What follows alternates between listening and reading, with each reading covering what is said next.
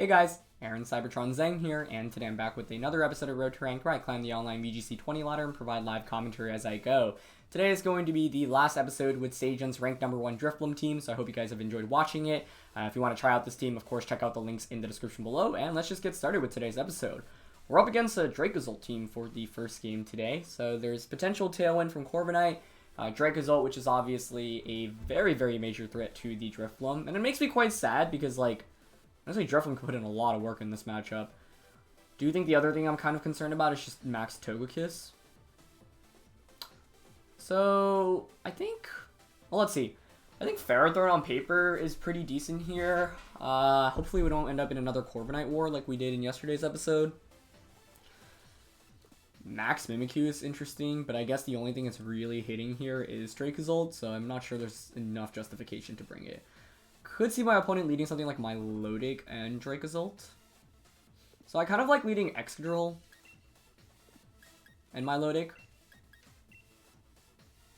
I don't think I bring Mimikyu in this matchup. Like, I could very easily just go Arcanine and Drifloom. The question is, do I really give up Ferrothorn here? Because if we knock out the Togekiss and get an Iron defense off, we're in a really good spot.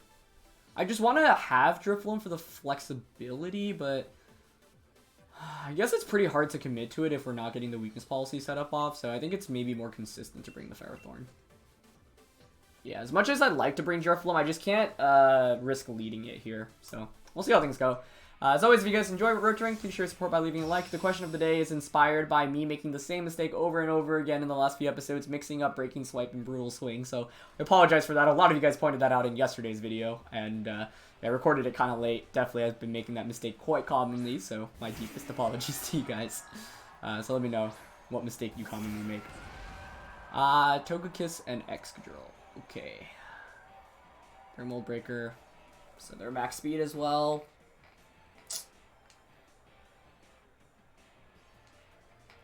I honestly never see them going for a Follow Me here. There is a world in which that's Choice Scarf. Like, the play I'm leaning towards is actually Protect Icy Wind.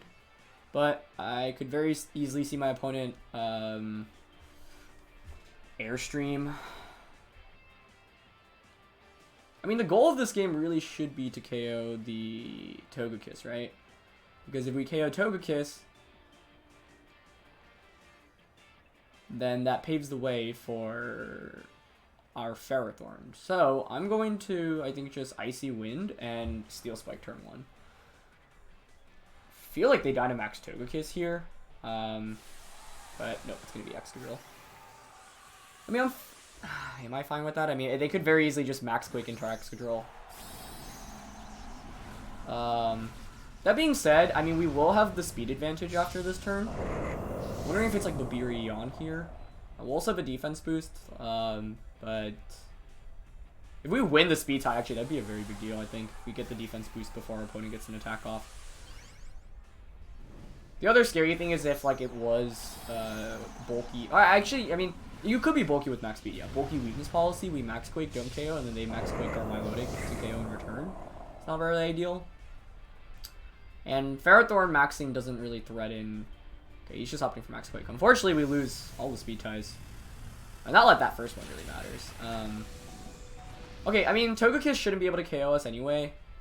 But yeah, had we gone first there, it would have been a super nice steal, because then we take so much less damage from the max quake. See if he is Babiri Berry. It looks like it's not Babiri Berry though, so this honestly is not the end of the world, because I think Icy Wind should KO it here. I assume we're faster than Togekiss because we're our max speed. And we get the defense boost. And if Icy Wind double hits, we're actually, I think, in a totally fine spot. Yeah, beautiful. Okay, nice.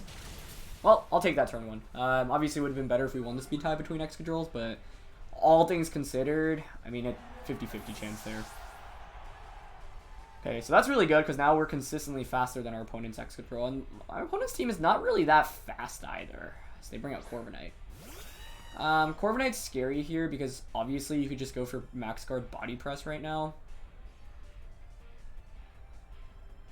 Yeah, I do think that's actually decently likely. Oh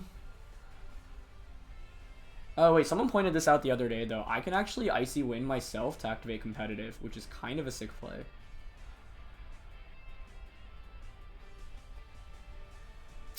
I'm gonna max guard here. Actually, you could also have Tailwind right now. But I'm fine guarding here, I think. And actually, I'm gonna Icy Wind, yeah. Okay, let's see if they max guard as well. Nice. Could be a Tailwind coming out, so this still isn't like amazing if it is Tailwind. But if no Tailwind comes out, I think we're in a fantastic spot. Yeah. Nice.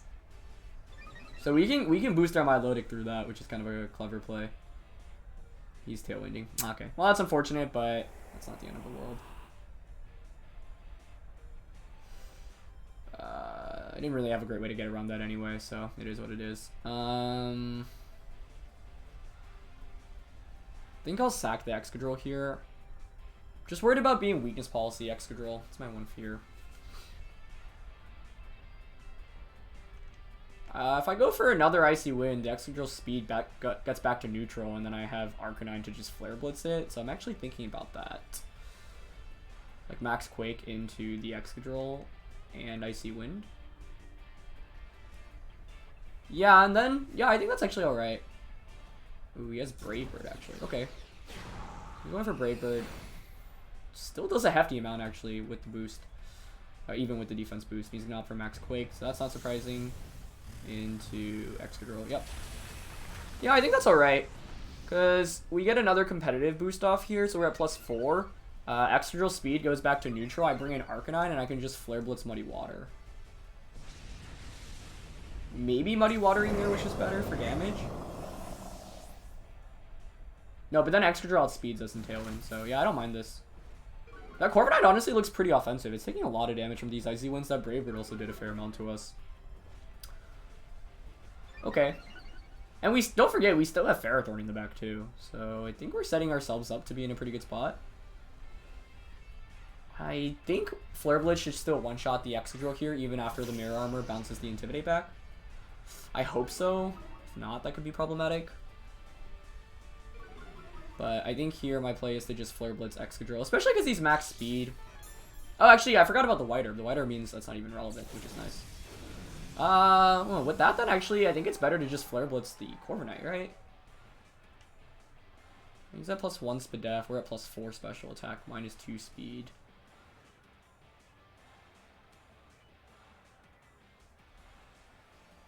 You could have Milotic in the back. I'm leaning towards Flare Blitzing Corviknight actually here. It's just like, based off how the speeds work, we would outspeed Excadrill, but I could see Excadrill switching out here, which is the main thing.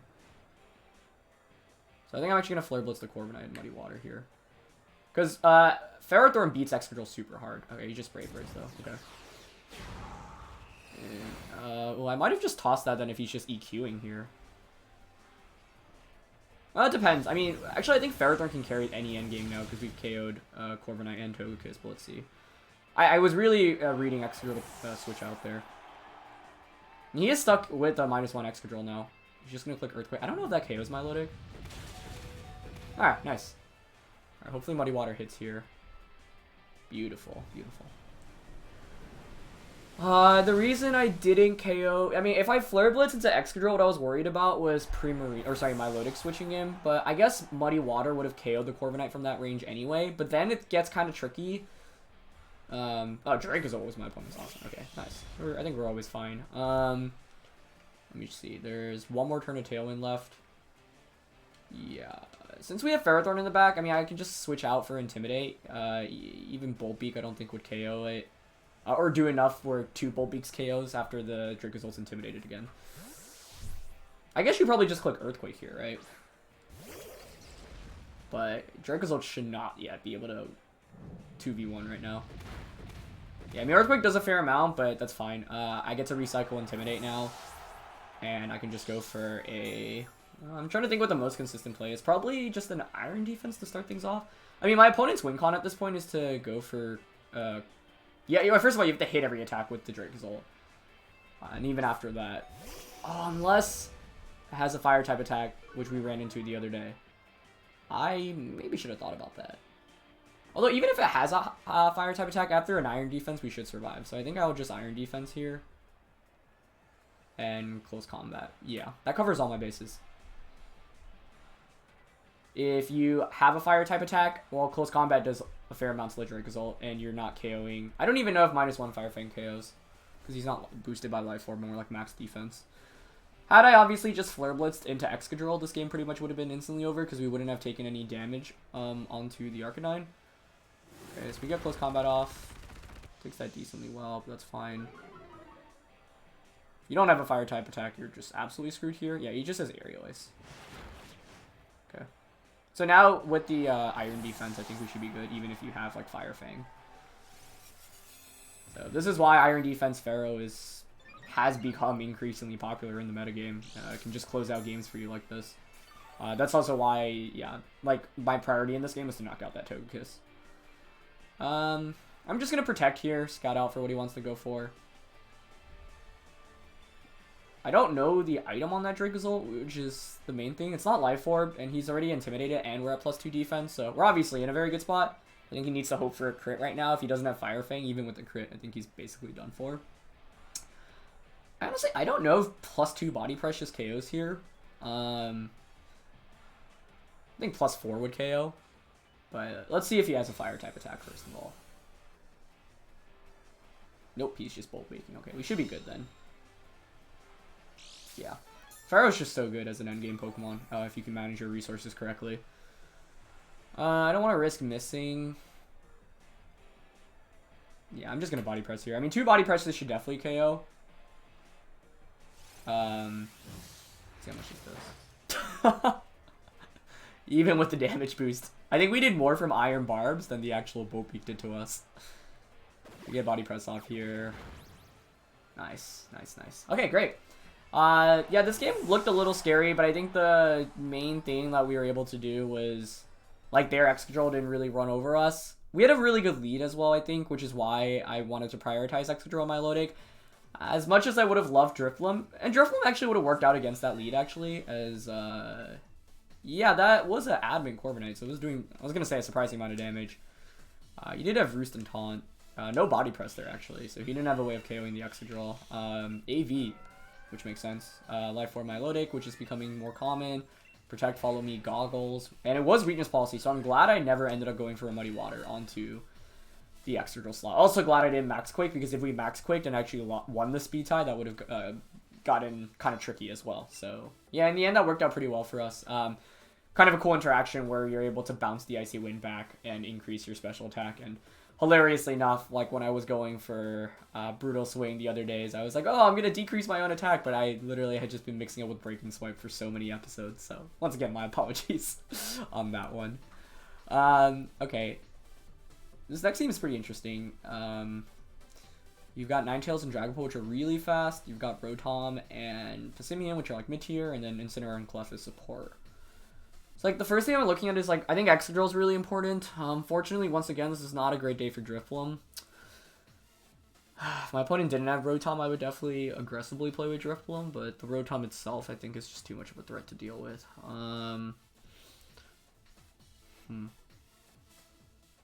Max Mimikyu is actually interesting here. Like, physical damage does actually quite well against our opponent's team, I think.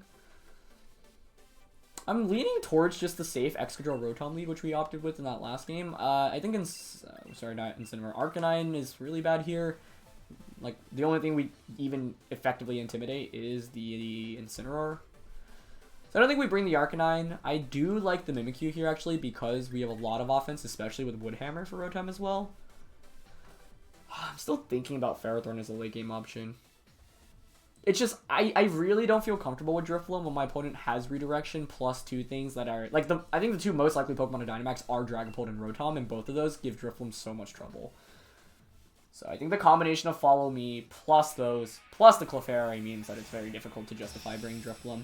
So that's the thing about playing with Drifloon, I think. It can really sweep through teams, as you guys have seen in some of the episodes, but if you bring it in a game where it can just get one shot, then even after, like, you often waste your Dynamax. You need to play really, really smartly with Drifloon, in my opinion.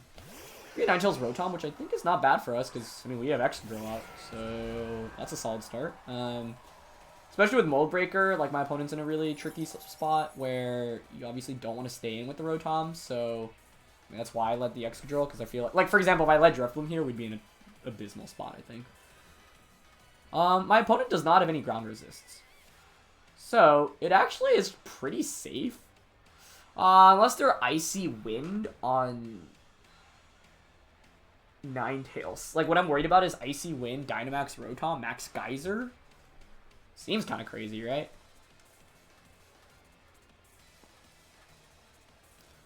I don't think you're ever just gonna, like, target Milotic here. So one play I could actually make. By protecting, I do lose my Sash. I want to protect an Icy Wind here. If you don't have Icy Wind and Ninetales, then you probably protect or switch out Rotom. Okay, he didn't switch out or Max. He actually just went for Aurora Veil. Well, that's interesting, because I think Quake is still KOing even with the Aurora Veil. Okay, well now I don't have to worry about Icy Wind this next turn. But I'm surprised. I'm shocked Rotom didn't switch out there, honestly. Is he nasty plotting? No, he did just go for Hydro Pump. Huh. Okay. I think that's fine then. Yeah, so we're faster than Rotom now. I mean, it could Dynamax, but even Max, I'm not sure it survives the Max Quake, honestly. I'm kind of content just Dynamax, Quake, and I'm wondering if it's worth Icy Winding. No, because Passimian could switch in. That would be quite bad for us, actually. So I think I'm just going to Max Quake and Muddy Water. I mean, if we just Max Quake turn 1, I think we would have been in an even better spot, but I don't know. I think I needed to respect Icy Wind plus Max Geyser a bit. Yeah, because then you just... I guess if you do Icy Wind... I mean, you give Milotic a competitive boost, but competitive Milotic doesn't even do that well against both of these Pokemon. Plus, I feel like Excadrill is just so essential, so I don't really regret making that play. Just kind of shocked my opponent just went for Aurora Veil Hydro Pump, because I think we'd still be KOing, so... Alright. Even with the AV up, given that they didn't max, I feel like they should KO, right? Yeah, definitely. Okay.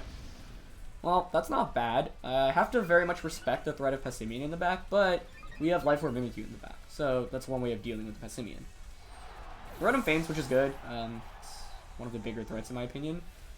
Single target Muddy Water will come out here, and we have the Spadef boost, so this Ninetales really shouldn't do that much to us. We don't do that much to it in return, but that's fine. He's gonna go for Safeguard. Why are you safeguarding? I guess you could, if you don't know the Milotic set, yeah, you want to safeguard for Hypnosis. That makes sense. Okay, well, we don't get Frozen there. Like, what I was worried about just was like a random Blizzard freeze, or Freeze-Dry freeze. So, I'll take that, I guess. Kind of expect Dragapult in the back, but it's actually Passimian, which I think is good news for us because we have the Mimikyu in the back. Yeah, I mean, because of Passimian, like... What do I think is the last Pokemon on my opponent's team? I'm thinking Incineroar, honestly. Kind of want to just Steel Spike here and Muddy Water.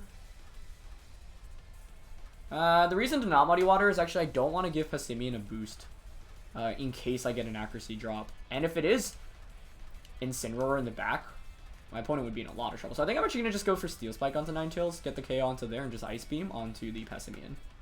I really, really don't want to give that a boost right now. Ninetales protects, Passimian doesn't Dynamax, so I thought about Steel Spike into Passimian as well. But I was like, okay, if we can get the KO onto Ninetales outright here, still actually a lot of good damage.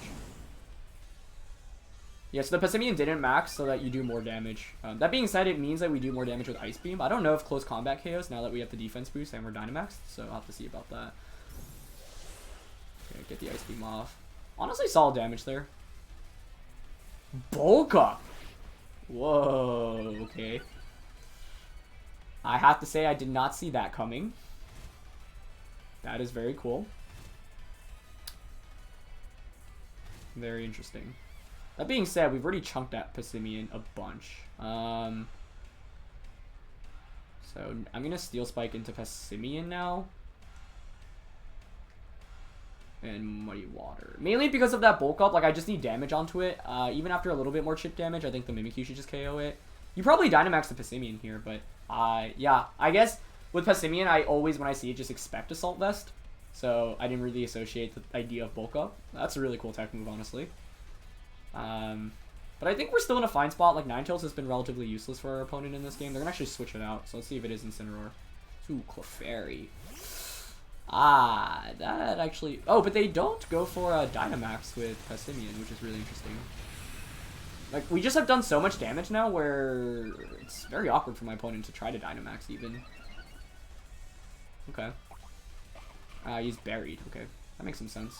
I wonder if he just bulk ups again then? Huh. This Passimian might sweep through us. Like... It's already under 50%. Oh, we just activated Defiant though. Is he bulk upping here? That was the risk of Muddy Watering. He is going for another bulk up. Okay, here's the thing, right? We have Mimikyu.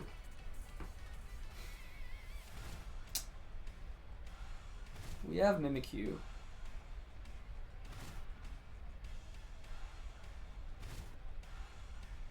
But the problem is now we need to knock out the Clefairy, which is not very easy to accomplish. And he's at +4 attack, +2 defense. And he has Follow Me and Aurora Veil. I could see the Clefairy protecting here. I think I'm just going to go for the Protect and the Muddy Water here. Yeah. We stall out the last turn of Aurora Veil, assuming he's not like Clay Ninetales. Passimian does max. I underestimated this Passimian. I thought this game was a lock after we Dynamaxed. But on turn 2, I should have just gone for Steel Spike onto the Passimian. I think I thought maybe that Steel Spike would KO even through Protect on some Ninetales, but yeah, I forgot about the fact that screens were up. This Passimian could very easily sweep through us right now. So let's see. I don't think Unmaxed Knuckle KOs through Protect. Maybe it does actually. Okay. Clef gets an accuracy drop. Oh, is he gonna... I'm worried about Heal Pulse right now. And he makes the good read on, okay. Is it Heal Pulse? Oh, this guy's a beast. That was such a good play by them. Kudos to my opponent. I mean, they read me like a book that turn. I think it's still fine if screens are over now. Because we have Mimikyu with Protect. Okay. I'm gonna Iron Head and play rough here into Passimian. Yep, Clef protects, so that was expected. That's good. I don't even know. I don't think this KOs. There's no way it does, right? Let's see. That's so bulky. It goes for Steel Spike, okay. That was a really good read by my opponent the previous turn. Wow, this Passimian was sick. I didn't even know it got bulk up, so we learned something new today. I should have just Steel Spiked the Passimian instead of the... Like, Passimian was the only win con for my opponent, and yeah, I like, didn't respect Follow Me enough from my opponent. Okay, so there's one turn of Dynamax left. The problem is that Ferrothorn's absolutely useless for us in the back. So I need to call this turn correctly. They seem to play rough. I mean, you can pretty easily Follow Me. If I can call this turn correctly and who he's targeting, that would be huge for us. Because then we stall out their Dynamax, which is the main thing.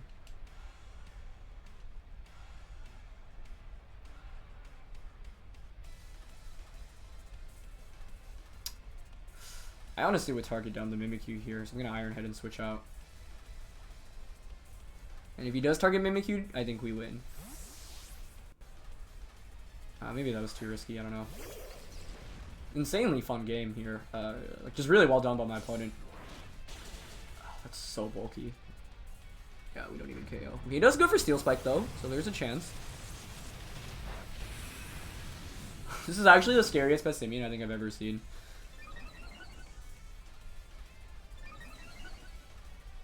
Okay. And we actually get a flinch on Clefairy. That might be a huge flinch, because I think he was probably going for Heal Pulse. Let's see if that ends up actually being relevant. Okay, we're at +2. I mean, he's at like what, +5 attack, +4 defense. He's at +2 defense with Clefairy.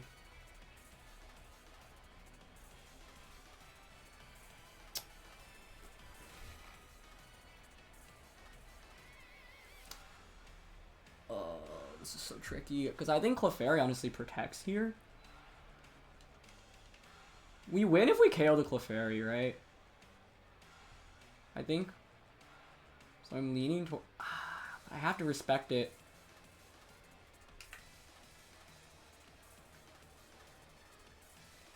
I don't like this play.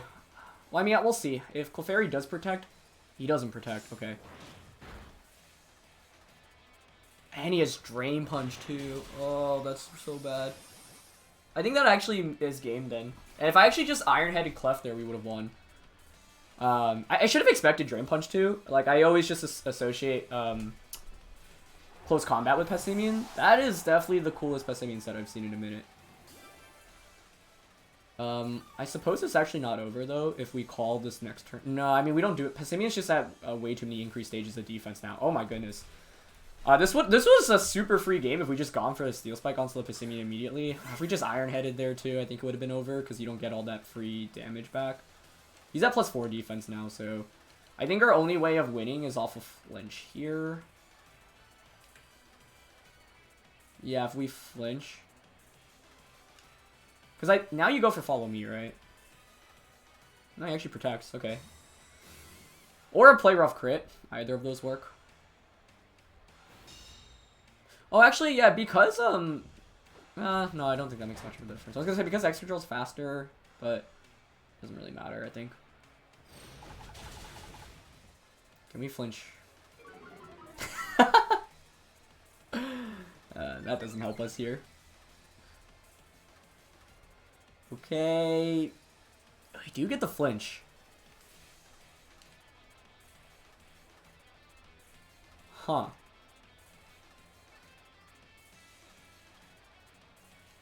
Does play rough KO this thing? You know, he's at +4 defense. There's no way, right? Who do you target here, though? Do you target Mimikyu?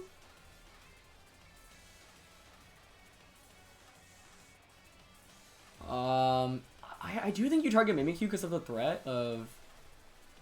I don't know. I mean, I could just Iron Head, Clef, and play rough, but I don't think that's the play because play rough definitely doesn't do enough.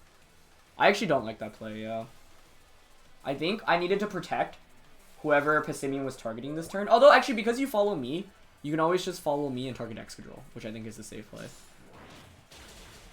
Really well played by my opponent. This is my first time seeing bulk up Passimian, and I didn't respect Clefairy enough in the back.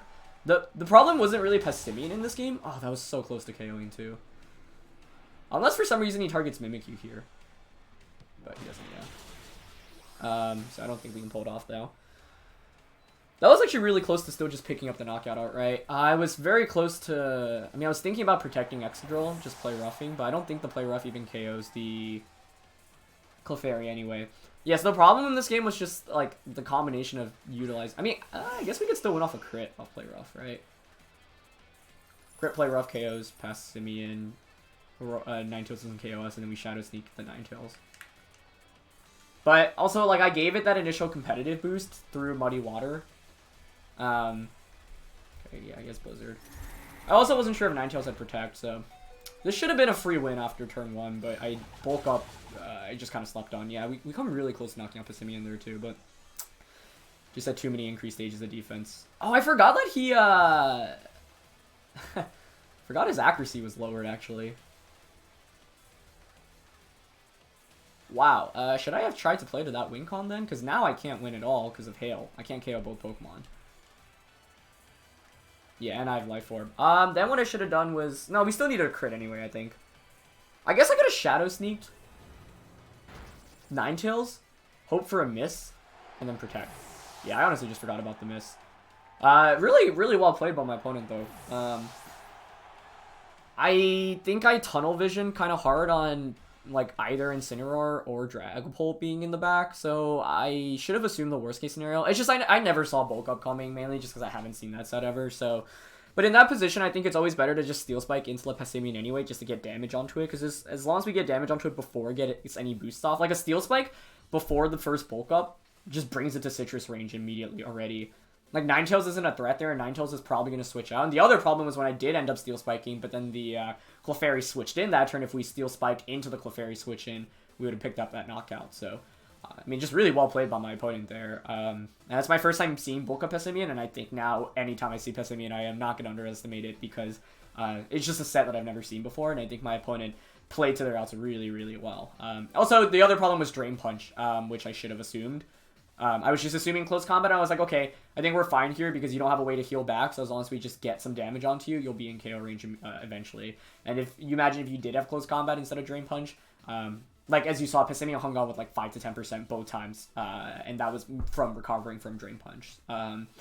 So yeah, I think turn one I don't mind, just because if I do max Excadrill and I get dunked on by like an Icy Wind Max Kaiser, that's really bad. So I'm fine with how turn 1 played out, fine with how turn 2 played out. I think I should have just like been diverting attention onto the Passimian immediately, and like I wasn't worried about it enough because I was like, oh, if I just pick up KOs on everything else, like Mimikyu should close this out. And I really didn't expect the combination of bulk up plus Citrus Berry plus Steel Spike plus Clefairy with Friend Guard in the back. And yeah, if I just like Steel Spike the turn Ninetales switched out, that also would have been good. So really great protect by my opponent, and then really good switch out in Clefairy. Like Excadrill, I mean, I had a definitely like the advantage at that point for sure, and my opponent definitely outplayed me, I think, in the latter half of the game. So props to them. That was a really, really good demonstration of how good bulk up Passimian can be. And the main thing is just letting it even get a single defense boost. If you don't get a boost off, like once again, if we just get that Steel Spike off on the first turn, I probably should have just Steel Spiked it both times instead of targeting the Ninetales slot. I think that would have been better. Yeah, because if you Dynamax, you can't heal. If I'm assuming Assault Vest, then I chump away, because at that point, you're not going to Dynamax whatever's in the back. So, yeah. Really interesting game. I think Ferrothorn was actually very useless for us in that matchup as well. Although Arcanine wouldn't have done anything. And honestly, Drifloon wouldn't have been that great either. So I don't really regret bringing Ferrothorn. It just, like, happened to hurt us. And I think, like, we could definitely have won with the Pokemon that we brought. Just got really caught off guard by a very interesting Passimian set. So, yeah. That's gonna be it for this one, guys. Thanks so much for watching. Leave a like as always if you enjoyed. Only 2 games today, but those were some longer games. So, yeah, figured cut it here. And I'll see you guys tomorrow. All right. Peace.